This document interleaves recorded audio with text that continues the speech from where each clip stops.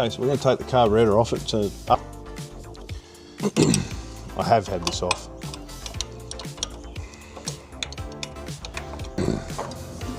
There we go, that's off already. Okay, certainly looks like it.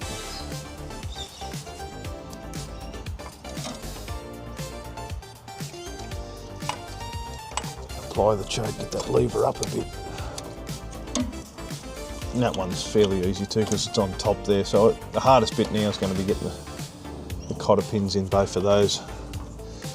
So I'll go in and go through one of my sets and get a couple of them organised and come back. The throttle linkage, you can't get a split pin. It must be some sort of clip that's just designed for it. You can't get a split pin right through because of how the lever's designed and situated. Sort of cut one leg off a bit thicker one and put a slight bend in the other end. It's like it's been made for a little R clip or something like that. I'll just do a test fit. It's not binding on nothing, that's fine. I had to bend the legs on the choke one both the same way, so it didn't foul either.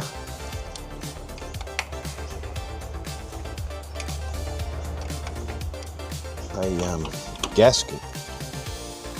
Anything I've usually bought like this does. I'm going to need another spanner. It's always the wrong one that'll undo.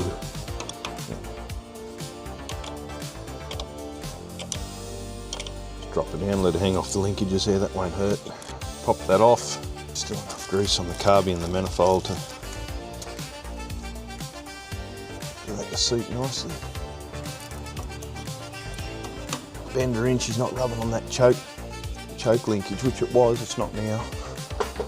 These little cheap hose clamps have a real fine screwdriver slot in them.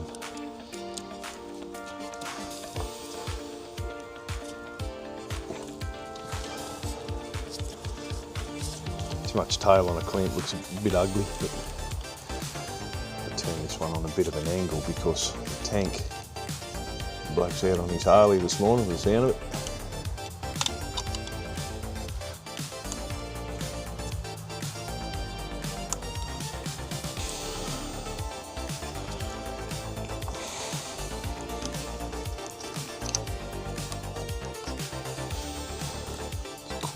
Quite a nice fit.